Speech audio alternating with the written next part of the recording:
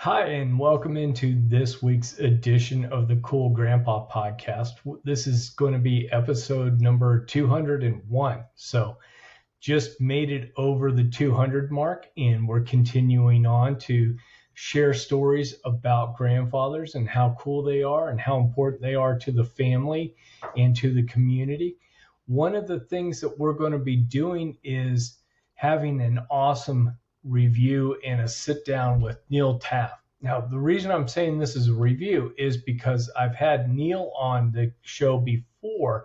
He was part of that very first grandparent or grandfather Cracker Barrel that we had a few weeks ago. And so he joined me along with a couple of other fun guys, and we sat around and we talked all sorts of grandfather and grandparenting stuff.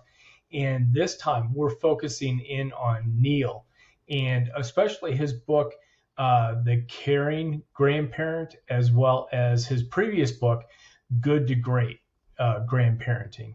And so this is going to be an awesome conversation that we're about to have. Neil is a fun guy to get to know. I've been able to sit down in person with him on one of the visits to my son. He lives in the same town, and so we've met up at one of his favorite eateries. And we're able to discuss a whole lot of things and just had a really great connection. So it's always fun to meet guests in person. Now, Neil and I became connected with Dr. Carrie Byrne and the Long Distance Grandparent Society. We've also gotten connected too with Aaron over at Grandparents Academy. And Neil, this time around, was a presenter for Grandparents Week. So this is a great conversation. Neil's got a lot of valuable information, not just for grandfathers, but for people in general that value relationships with grandchildren and with their community. We're titling this episode Good Seer, Good Sayer, and you're going to learn why in just a little bit. So, hey, enough talking from me. Without further ado, let's jump into this fun conversation. Welcome, Neil, to the Cool Grandpa podcast. I'm excited to have you on and talk about everything grandparenting. It is great to be here, and I really appreciate you giving me this time. Now, what I love is how small the world's become, because we met through our good friend Carrie Byrne from the Long Distance Grandparent. And what's even more fascinating than that for me is that you live in the same town as my oldest son there in Leland, North Carolina. I've always told my kids, you better behave because life's that way wherever you go. Oh, absolutely. It's amazing. So just a quick little story about that to show how small the world is. So my wife's father, he served a service mission in South Africa. And then years and years, maybe 30 years later, we're in church in Vancouver, Washington, and bump into somebody who knew him from previously in South Africa. And it was just incredible because the last names were like one of those like, hey, is this so-and-so, maybe your uncle, maybe, whatever. And it's like, no, it's my dad. That makes the hair stand up on the back of your neck, doesn't it? Oh, it does. And to your point, yeah, you better behave because you're going to bump into somebody that knows somebody. That's true. Now, the question I always love asking grandfathers, and maybe we'll do this twice, is what was your reaction the first time you heard the news when you were going to become a grandfather? Greg, I have a rather unconventional answer to that. My daughter was about 18. Her mother and I had been separated for almost a year, and I lived on one side of town. She lived with her mother on the other. She called me up and wanted to go to breakfast one Saturday. Parked her car in my driveway. We went to breakfast. Not uncommon. We did that a lot. And when we came back, we pulled in the driveway. She was tearing up. And I knew something was a little bit wrong. And I said, sweetie, what's going on? And she started boo-hooing and crying and all. And started going down the road of, it's terrible, you and mom are separated, and I feel like an orphan, blah, blah, blah, blah, blah. And by the way, Dad, I'm pregnant. And didn't react one way or t'other. And I said, okay. And she said, well, it's just my life's messed up and all this kind of stuff and everything else. And I literally looked her in the eye and I said, sweetie, time out. And I gave her the timeout sign, and it broke her state. And I said, your mom and I have loved you and still love you, and we gave you all the tools. I'm sorry, but you can't lay this at our feet. We have to lay it at your feet. That's my daughter, who will get up at 6 o'clock tomorrow morning to come to breakfast with her daddy. So that's the way I found out I was going to be a grandpa. Wow. Wow. Thank you for sharing that. Yeah, I always love asking this question because the reactions and what was going on in our lives can vastly different. And so I really appreciate you sharing that. The next question I want to ask you is, what was it like finding out that you were going to become a great grandparent? That one was my grandson, who I will talk about. That was that first little football that I held that for my daughter. He's my firstborn grandson.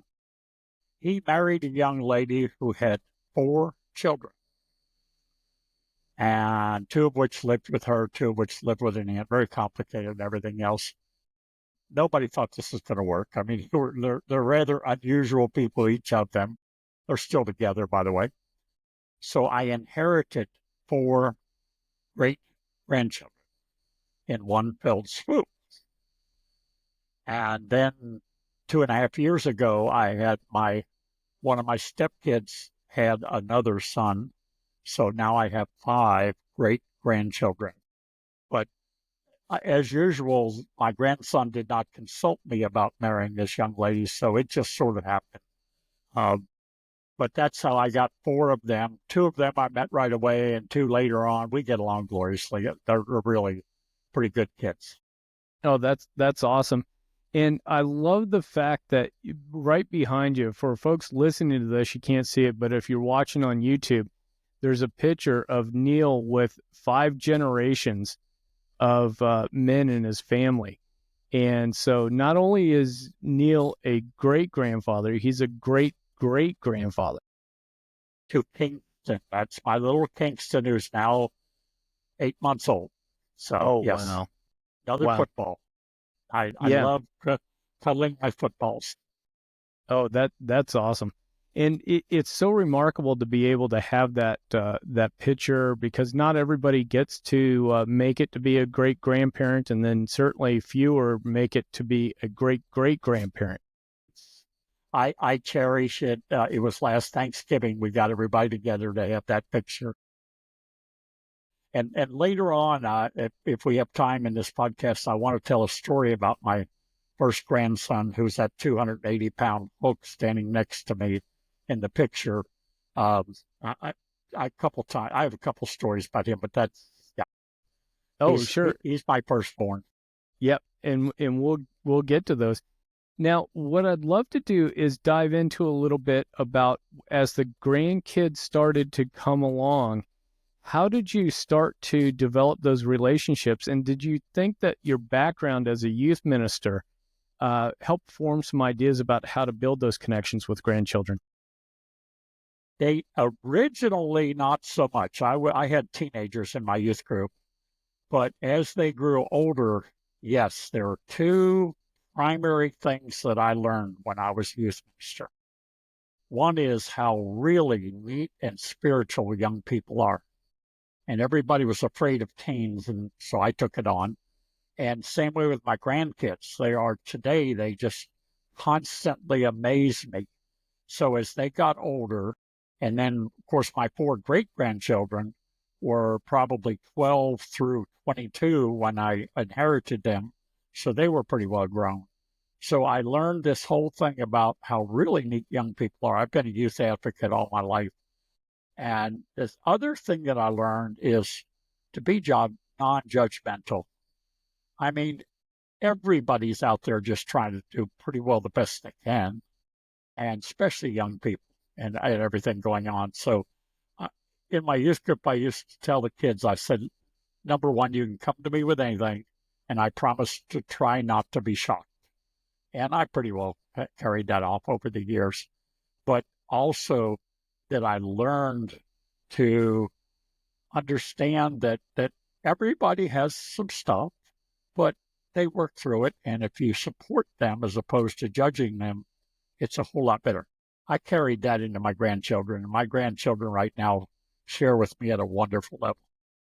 Oh, I love that. And it reminds me too, the work that I used to do with scouts quite a bit, and both working for the Boy Scouts at summer camp settings, but then also as a scoutmaster, and remembering how intense the feelings are with teenagers. Oh, and I think that's one of the things that as adults sometimes we pull back on because we've had more experiences, gone through the ups and downs, where these kids that are starting to get more adult brains, these are kind of the first loves. These are first jobs. These are first being fired because you showed up 30 minutes late. And it's very, very intense. And if you have the patience to work with them, it really leads to, I think, a great ground work of them being able to be successful young adults. sure. And one of those things, and you just did it on a podcast recently about the 4 tips. You talked about listening. Well, you learn that real well when you have that intense. Quick story about a priest that talked at one of our conferences. Priests live in their rectory by themselves and all this stuff. And the phone rang one day when one young priest was in the shower. So he wrapped a towel around and went down because it might be a parishioner in trouble. Answers the phone, and he said, for the next 45 minutes, I stood there dripping while a weepy young girl told me all about her boyfriend that didn't appreciate her. That's listening. Mm-hmm. But being present is one of those things, and that's something else I carried from my youth group. By the way, interestingly enough, my children, I took them with me when I was a youth minister. I wasn't going to leave them at home with a babysitter while I went and saved teenagers. Today, they both exhibit some of those same things because they're good listeners, et cetera, et cetera. So, yeah, that was one of the things that I really brought forward into my grandparenting and still do today.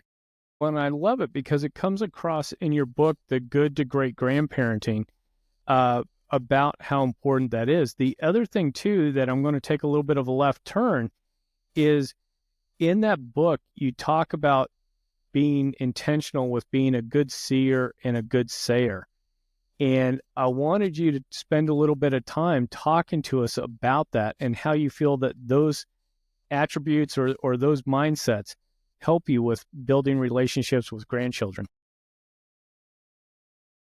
That goes so deep. It's in my nature. I'm an optimist by my nature. But the thing, it's magic, by the way, because you can't give it away. The more good you see, the more you get. But with the family, not just the grandkids, but the entire extended family. As you know, in grandparenting, there's some really strange extended families that alienate each other and restrict grandkids' visits with grandparents and all. And I take that all the way down to the basis when you meet these new extended family, they're here to stay. Find a way to find something good about them. And my training in youth ministry, this will indicate what I had to do. I had to, and this almost gets gross, but I'm going to say it anyway, edit it out. I had a rule. You can pick your friends, you can pick your nose, but you can't pick your friend's nose.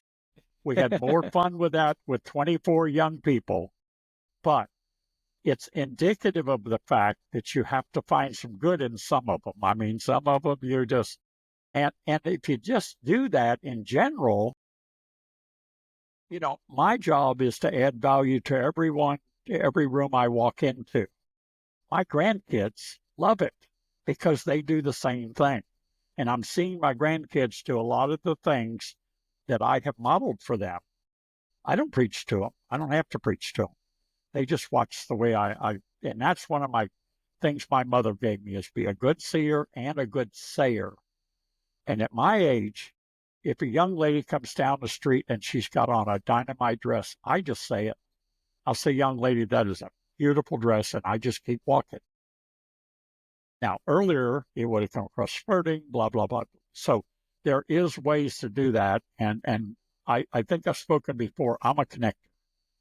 I connect with little kids, gym shoes, T-shirts, teenage girls, their fingernails, all appropriate, and it's a strong connection. That that comes from that good saying and good saying. I just think it's a great way to live my life, but it's also a great way to model for my friends. Well, and it's a great way just, I think, in life in general, right? It's so easy when we're in cars, when we're kind of isolated or in our own space, to immediately think that somebody's trying to do us harm or trying to get in our way and mess us up. And they're just living their life. And I think if we take a moment and just think about being a good seer and a good sayer, we can go, oh, you know what? That person might have been distracted. That person might have just heard some bad news and they're not thinking and they cut me off, and okay, I'm just going to let that go. Tony Robbins has a great saying when someone sort of gets under your skin. He said, what else could this be? How bad of a day have they had? And if you throw something positive out, one of the things you pulled up street lights and traffic lights, and somebody's got a cup and a sign, God bless you, blah, blah, blah, blah, blah. And what I do is I hand my grandson a dollar bill, and I'll say, you want to give it to him? He'll say, yeah. I say, you have to say something nice to him. And it has come back many times, because then with the next 7 blocks, we talk about good stuff. So that's it. That has been an integral part of my life. Oh, I love it. I do want to pivot over a little bit and talk about something that you've shared before, and that is being able to maintain a good relationship with your son's ex-wife during the separation.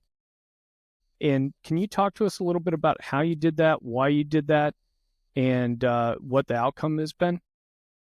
Sure. My son called me I had a pickup truck, and I don't know if you've seen the bumper sticker, is I have a pickup truck and no, I'm not going to help you move.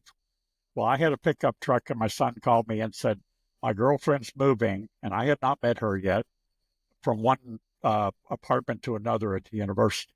Will you help? And I said, sure. So I showed up on Saturday. I come up the top of the steps, and my son introduces me to my future daughter-in-law, and she had on a midriff thing with a belly button ring. And it's distracting. So instead of just ignoring it, I said to her, that's an interesting place to keep your spare earring. And we laughed. That anchored a fun relationship with her. And that was the first time I met her. As things went on, and as they started having trouble, they were in business together, all these tensions and everything else, I went to my son and I said, son, I'm not going to get in the middle of this, because my granddaughter is the most important thing in my life. And I've had a good relationship, and I also admire how my daughter-in-law is raising my granddaughter. So I'm going to just walk down that line, and I'm here for you, but I'm not going to take sides. I went and told her the same thing, because she used to come to me and we'd have good conversations and everything else.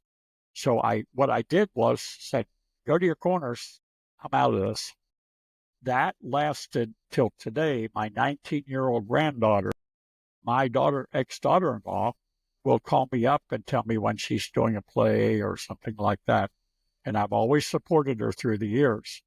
But the point is, it started at the beginning. And I tell all new grandparents, as early as you can, especially the daughter-in-law, but even her parents, go form a positive relationship with them, because that's what comes back to bite you 10, 15 years later. So that worked with my ex-daughter-in-law. We just had lunch together last month, at our graduation party. So that started at the beginning, but I consciously built that relationship and kept it main. One of my sayings is the main thing is to keep the main thing the main thing. My granddaughter, access to my granddaughter, as you know how many people don't have that. I chose that above all else because my son didn't want advice. He might have wanted some. I always listened to him. So that's the way I have kept that relationship now for the last that's 15 years ago.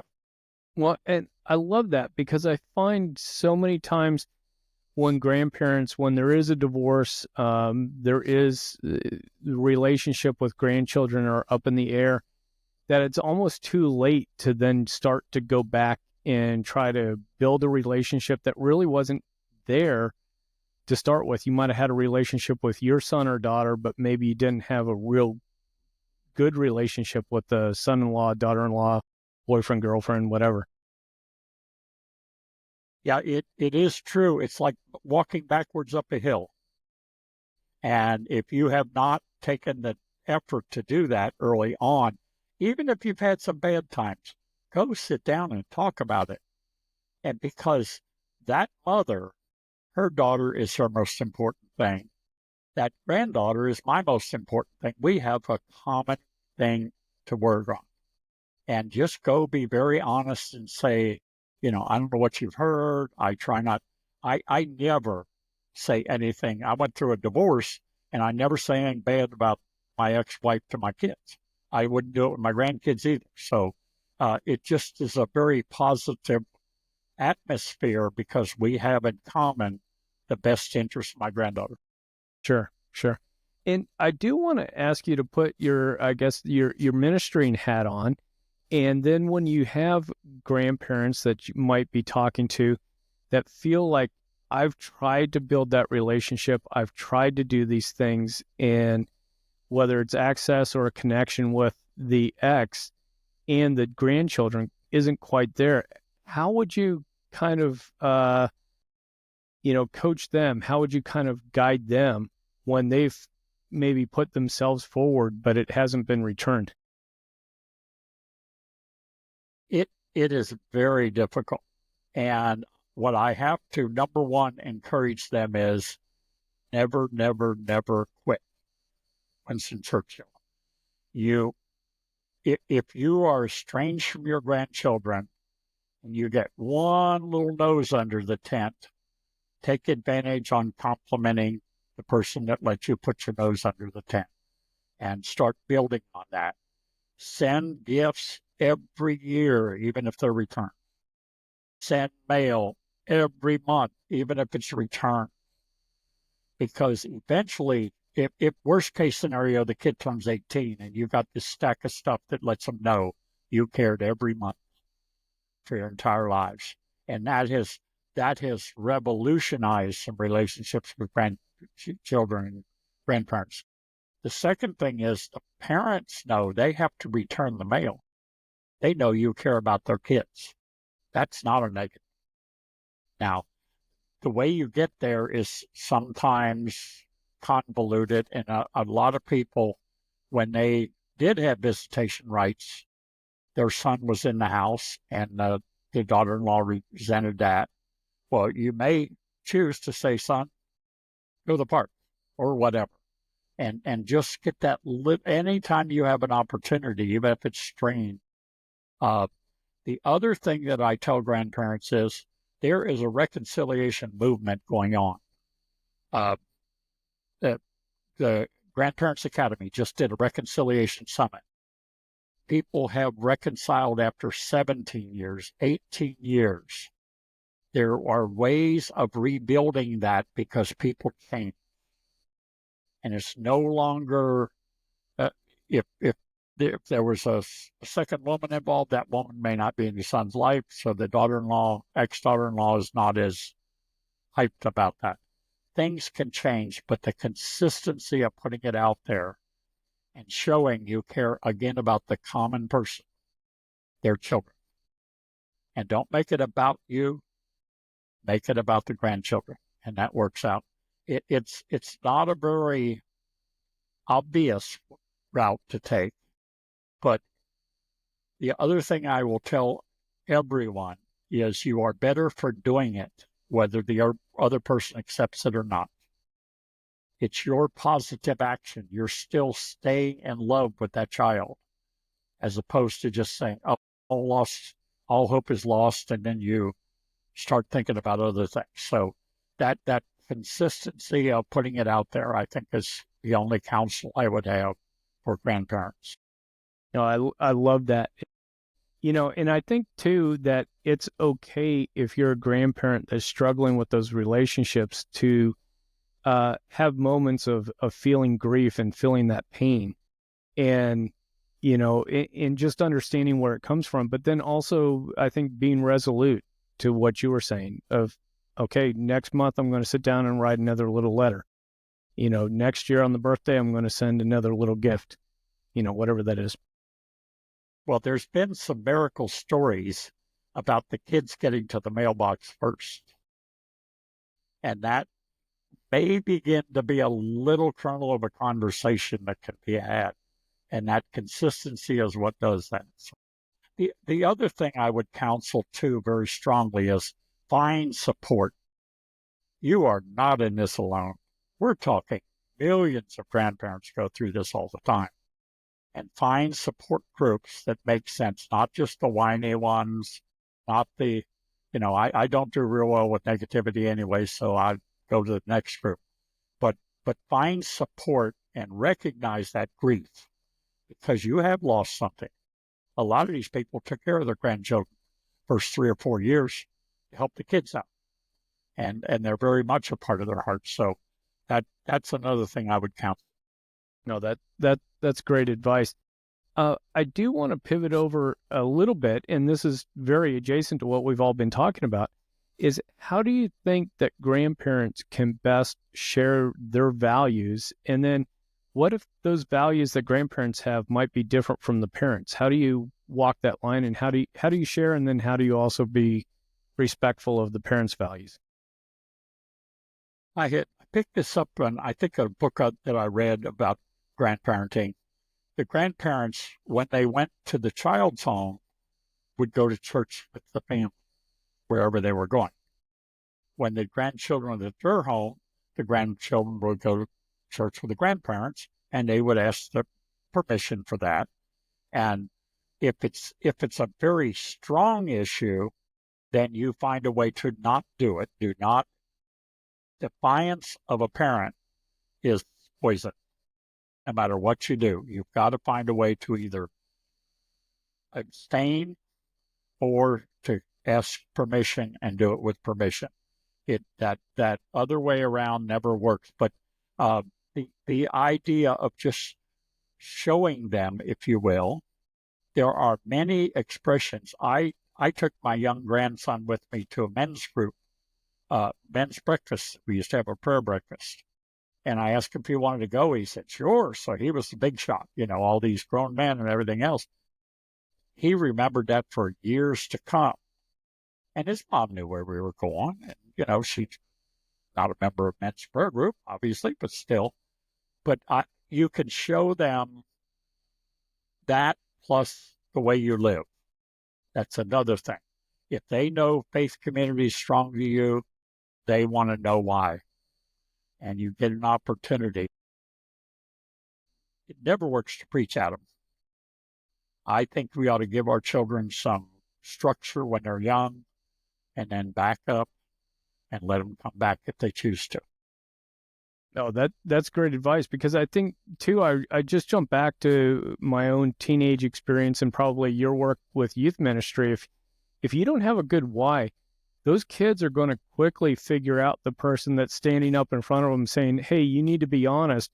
But then that person's being sued for fraud from a business partner or something similar. And the questions are definitely going to go off, and they don't understand maybe nuances, maybe some different things that happen. But that having that why, especially when it comes to matters of faith or even just any values, like, hey, why did you not keep the $10 you found on the floor at Target and you turned it into customer service? There's One of the things that a lot of grandparents are afraid of is social media. But on Facebook, when I share things on Facebook, people know my philosophy. I don't share much. I'll share 3 things a week, but they're all meaningful sayings by very smart people, and they all go in the same direction. One of the things that I've done for the last 15 years, my oldest sister and I decided to keep our family glued together when they were all over the United States. So I started writing what I call a family newsletter. Every Sunday morning, I sit down for an hour or so, and I write a little blurb. It usually has a little bit of a sermon in it. I say sermon over, no more applause, or whatever the case may be. I do birthdays in there for the entire family. It's now 60 people, nieces, nephews, grandkids, etc. And whenever I put a grandkid in there, which I announce a lot of their awards, I will call their mom and dad and say, have them read the newsletter this week if they don't get it on their own. But also social media gives you a chance to give them a flavor of who you are. And that modeling thing, if you will, that is what they see. They would see through it if you weren't doing it. And so that's my way of kind of communicating that with them. And especially if there's a difference in faith, background, et cetera, et cetera. I some very strong people. And all 15 years I've had to consider that my 60 people are from all ends of the spectrum. So, but if you're just true to yourself and you really honestly put out good stuff and are caring about them, it hits home every time. That's awesome. I love that advice. I would like to ask you too about how your passion for being a grandfather has grown into your work with your good to great grandparenting, especially the book, but then also the website and the other work you're doing around that. Well, when it comes to basically caring about people, I did it with my kids, but with my grandkids, I am so full of loving those kids that I cannot help myself. So I found an outlet for it. My son, I wanted to write a blog. 15 years ago, blogs weren't a biggie. And I said to him, I said, I want to write a blog. He said, Dad, I love you, but 2 or 3 people in the family will read it for a while and then they'll go away. I said, that's okay. He said, find something you think you do well. I said, grandparents. That was it. I started writing my Caring Grandparents blog, and within about 5 months, I had 1,000 people a month coming there because grandparents wanted to find out what other grandparents are doing. And I was able to raise up my grandkids, and I would tell them, you made the blog this week. Some of them, they would read it every week, but still. And it's a way of affirming them, but it was also a way. And once I realized I had that momentum, my son and I were in e-commerce. He said, Dad, he said, write a one-pager. That's okay. Well, can you make it a pamphlet? Yeah. Well, Dad, let's do a booklet. Well, that was my first book, 151 pages. Did a second book, and it's kept going. I call myself an accidental author because I got there because I cared about something very deeply. And I realized I did it well. And the deeper I got into it, as you have done, you get around people like mine, you get enthusiastic about it. And that's exactly how I came about to Caring Grandparents and Now Good to Great. And I'm halfway through another book. That's awesome. One of the things that you were talking about is not only do you get into this group and this culture around grandparenting, but because nobody's relationship is the same, nobody's background's the same, it's always changing. It's not just how do you open a pizzeria, in a strip mall. You can do that all over the place, but with grandparenting, everything's a little different. Everything keeps, being fresh and new. Well, we have a societal shift for so many reasons, and There are people you can go find to explain those reasons. I know some of them, but I don't know all of them. But the societal shift is a reality.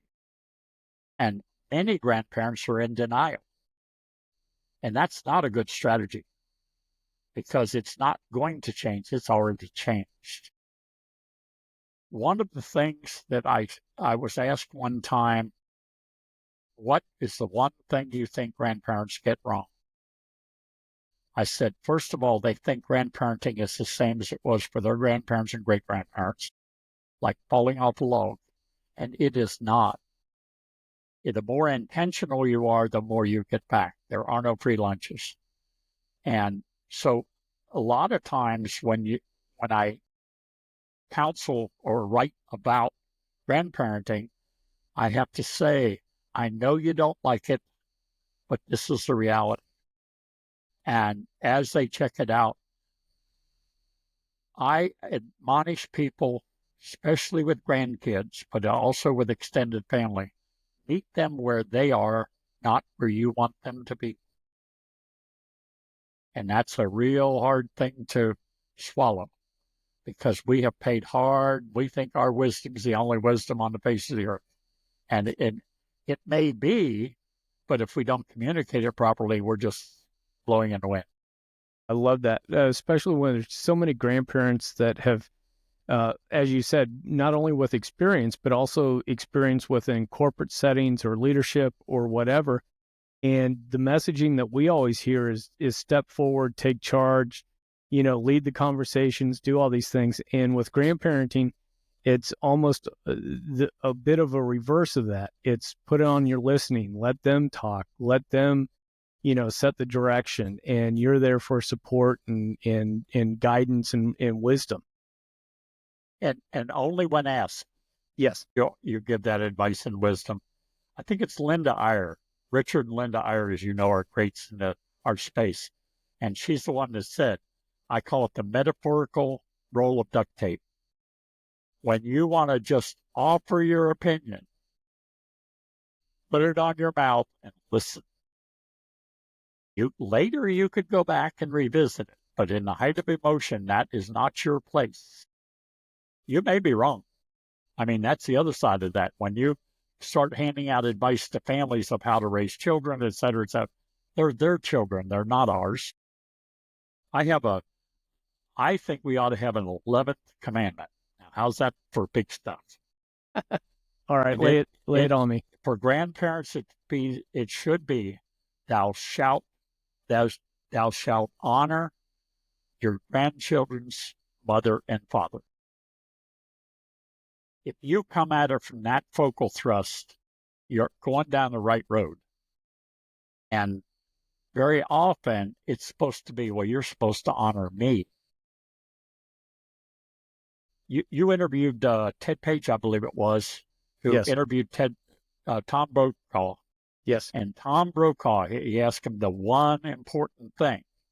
And Tom Brokaw said, is you must earn the admiration of your children and your grandchildren. Because if you don't meet them where they are, or if you cause trouble, or if you start handing out advice people don't want, they're not going to honor you. You have to earn that. Besides that, it's like good seeing, good saying. It's a great way to go through life. I'll call my son or daughter-in-law and I'll say, well, is there anything, well, I'm going to have the kids this weekend. Is there anything I'm supposed to do, or they're not supposed to eat and everything else? They said, you always do good with the kids. Just do what you want. That's earned. Yeah.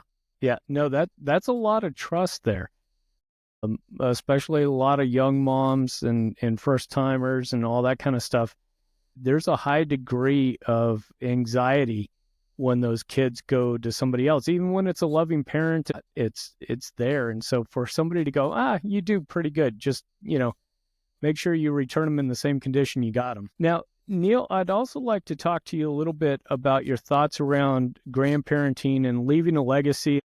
There's two ways to leave a legacy. One is to set it in stone, write it down, everything else and all that. And again, 2 or 3 people may read it, but probably not for very long. or you can just live it. And it becomes my newsletter, family newsletters that way now after 15 years. 500 weeks of newsletters. And I get to sneak all my little stuff in there. And consequently, they don't feel preached at, if you will. And I get some pretty significant things. But then the other thing you look for, is it coming back? Do they repeat it back to you?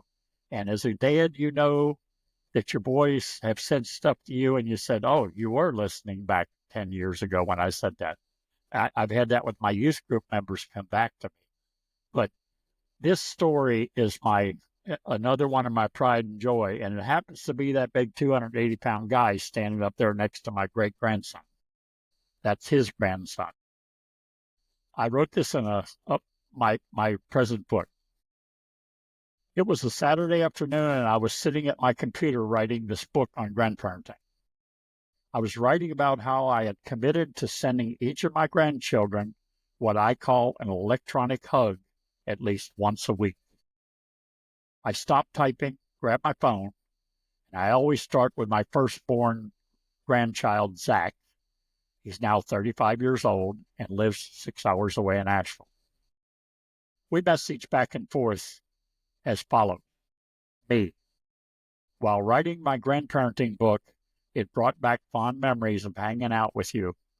I was recalling our helicopter ride, first for both of us, along with the monster trucks and race cars. I think there's a theme of motors here. Hope you are doing well. His response came swiftly. Back. Very well. I'm actually taking little Deontay, my nephew, to go see monster trucks tomorrow. I'm not sure who is more excited, me or him, with a smiley face emoji. My response was, the apple doesn't fall far from the tree. Now here comes the amazing payoff for this old grandpa. Zach, I think about those same memories with you all the time too. I was just telling someone yesterday about our first ride in an airplane when we went to Chimney Rock.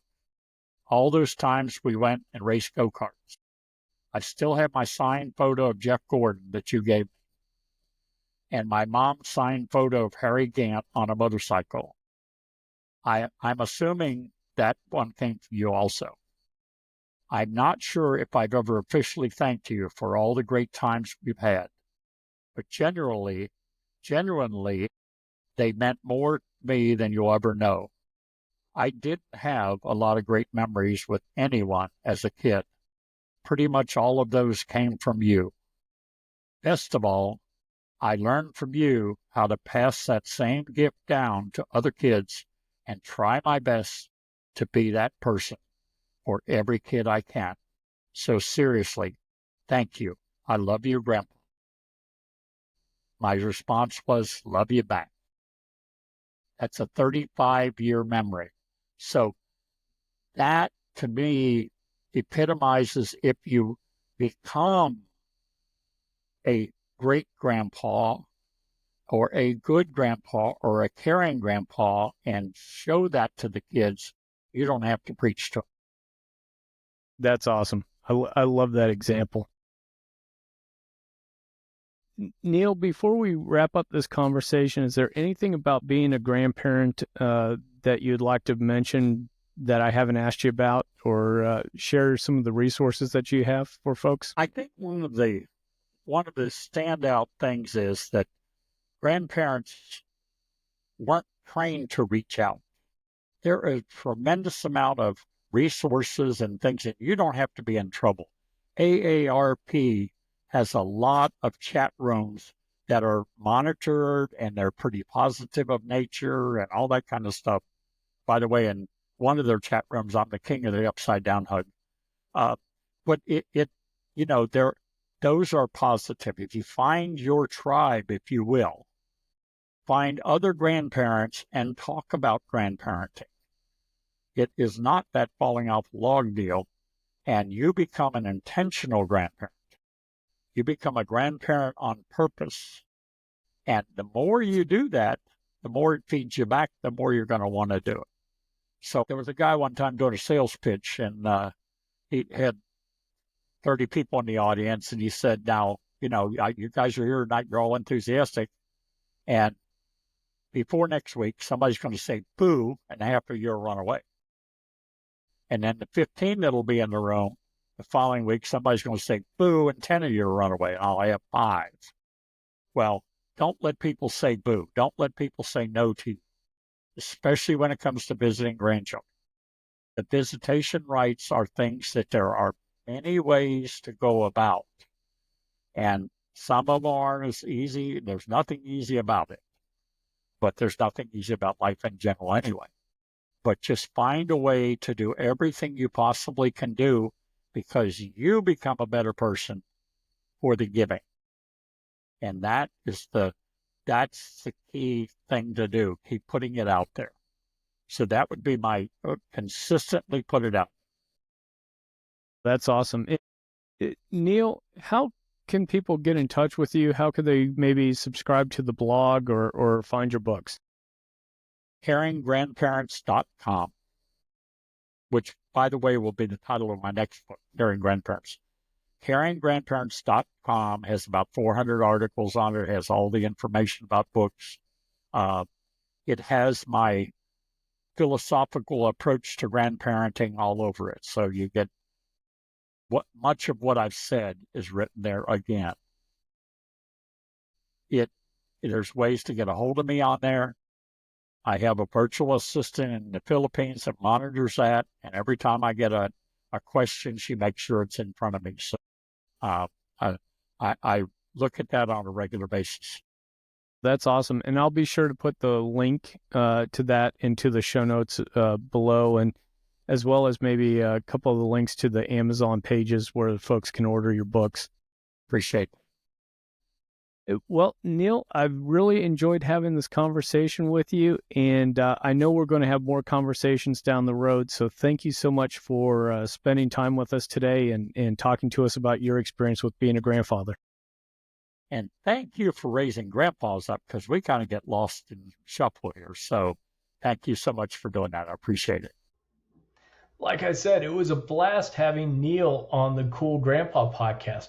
I really enjoyed having this conversation with him, and I got a lot out of this. I mean, it's great to have his insights, as well as it's great to talk to a great grandfather. So it's been a fabulous conversation with Neil. I hope you enjoyed this conversation. I've got links down to the Caring Grandparents, and you'll be able to navigate and get connected to Neil through that website. So I hope you cool kids have enjoyed this conversation as much as I did. Please remember to like and subscribe wherever you're either watching this or listening to it. It really helps us grow the messaging about how valuable grandfathers are in the lives of their grandkids, as well as in the community. So until next time, remember to stay cool.